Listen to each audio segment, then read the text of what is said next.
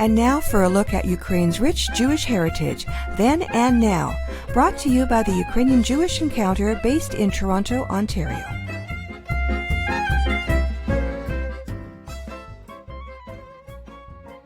The State of Israel was created and built by Jewish settlers who came mainly from Eastern Europe.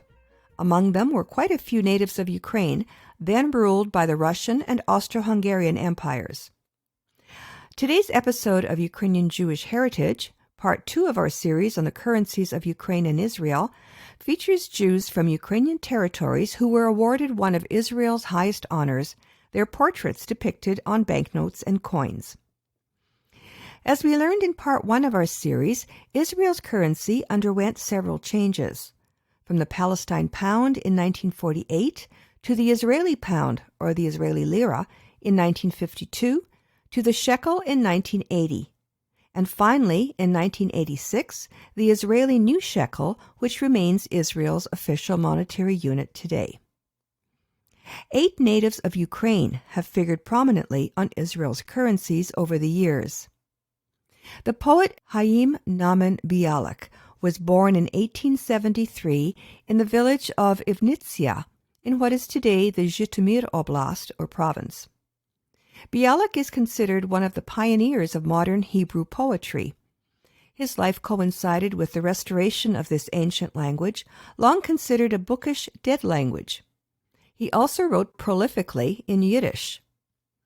Bialik spent his childhood and youth in Zhytomyr. He received a traditional Jewish education, but also explored European literature. At age 18, he left for Odessa, where he studied literature as well as the Russian and German languages. He made his living teaching Hebrew until he secured a permanent teaching position. Eventually, he made his way into Jewish literary circles and became a member of the Zionist movement. Bialik began his prolific literary career writing about the plight of Jews facing anti-Semitic violence in Imperial Russia. He went on to become a highly acclaimed poet, as well as a literary editor, translator, and publisher. In 1921, as a result of mounting paranoia in the wake of the Bolshevik Revolution, the Soviet government closed the publishing house he helped establish in Odessa. That year, Bialik and other Hebrew writers left the Soviet Union and settled in Palestine. Although he died in 1934, before Israel became a state, Bialik ultimately came to be recognized as Israel's national poet. Bialik has influenced entire generations of Zionists, including tens of thousands who were exposed to his poetry as part of the Israeli school curriculum. He wrote Hebrew poetry at a time when it was far from clear that Hebrew would become the spoken language of the Jewish community in Israel. Chaim Nahman Bialik's portrait was featured on the 1968 10-pound banknote. At the beginning of the 20th century, Volodymyr Zeev Jabotinsky gained renown as a talented journalist and writer. He was born in Odessa in 1880. In 1903, a new wave of anti-Jewish pogroms erupted in the southern part of the Russian Empire, and Jabotinsky joined the Jewish self-defense and Zionist movements. Around this time, he began learning modern Hebrew and took the name Zeev, which means wolf. At an early age, he began to devote his outstanding skills as a writer, orator, translator, and polemicist for the Zionist cause. Jabotinsky was a contemporary of Bialik, whose poems he translated from Hebrew into Russian. Jabotinsky also published the first Hebrew translation of Edgar Allan Poe's poems The Raven and Annabel Lee, among other literary works. In Ukraine, Jabotinsky is remembered for his friendly attitude towards the Ukrainian political movement of his day, and, in particular, the Ukrainian language. As well, Jabotinsky expressed support for Simon Petlura, who he did not believe was an anti-Semite or perpetrator of pogroms.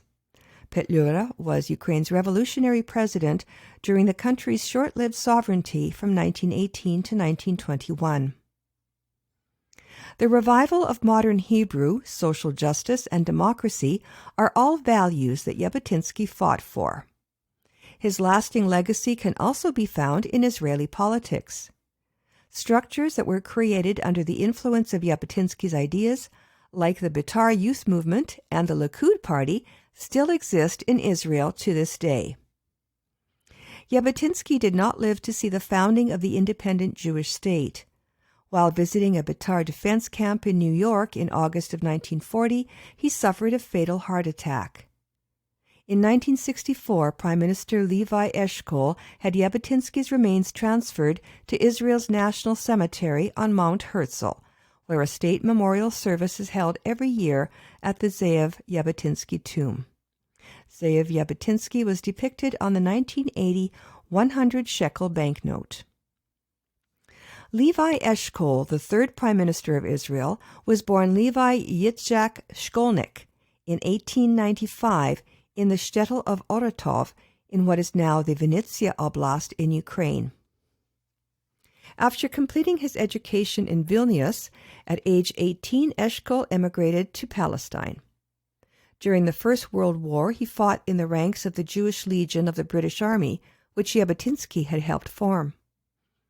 In the State of Israel, Levi Eshkol was elected to the Second Knesset in 1951, and soon thereafter was appointed to key government roles. A founder of the Israeli Labor Party, he served in numerous senior roles, including Minister of Defense and Minister of Finance. In 1963, he replaced the legendary David Ben-Gurion as Prime Minister. Under Eshkol's leadership, Israel built from scratch 22 cities, more than 200 farming communities, hundreds of factories, and thousands of schools, as well as hospitals, universities, roads, seaports, power stations, and a national water carrier, all while feeding, housing, employing, and schooling more than 1 million new immigrants. Eshkol ended the monopoly of Ben-Gurion's state broadcaster, Israel Radio, and created an independent broadcast authority modeled on the BBC. He was also the man who built the army that won the Six-Day War, one of military history's most stunning victories. He was the first Israeli leader to be formally invited to the White House. He was also the first Israeli prime minister to die in office. He died in 1969 of a heart attack.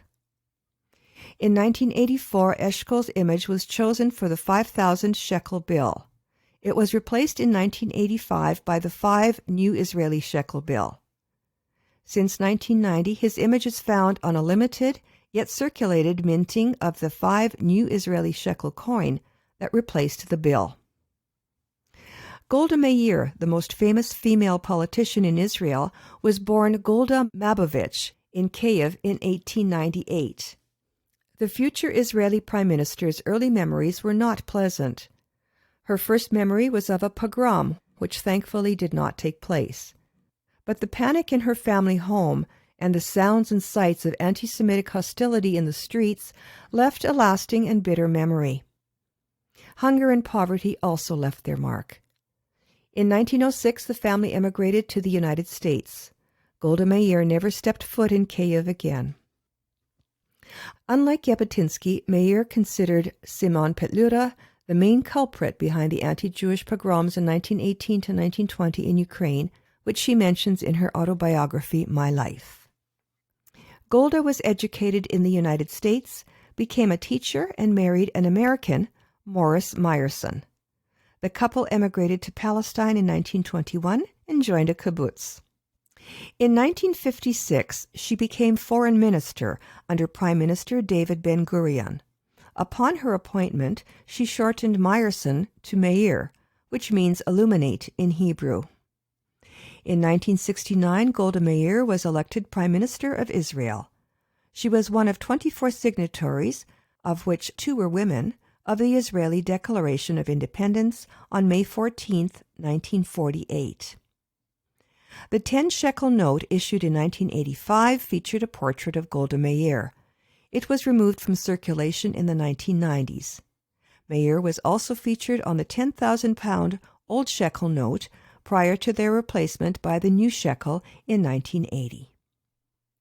4 other natives of Ukraine who have appeared on Israeli currency are Israel's second Prime Minister, Israel's second president, the first Hebrew language writer to receive the Nobel Prize in Literature, and another contemporary of Bialik and literary powerhouse whose recognition on Israel's currency caused considerable controversy. Join us to hear their stories in the next episode of Ukrainian Jewish Heritage, Part 3 of this series on the currencies of Israel and Ukraine. In Part 4, prominent Jewish figures on the currencies of Ukraine. I'm Pavlina, producer and host of Nash Holos Ukrainian Roots Radio. I hope you enjoyed this episode of Ukrainian Jewish Heritage. Until next time, Shalom. Ukrainian Jewish Heritage is brought to you by the Ukrainian Jewish Encounter based in Toronto, Ontario. To find out more about their work, visit their website and follow them on Facebook and Twitter.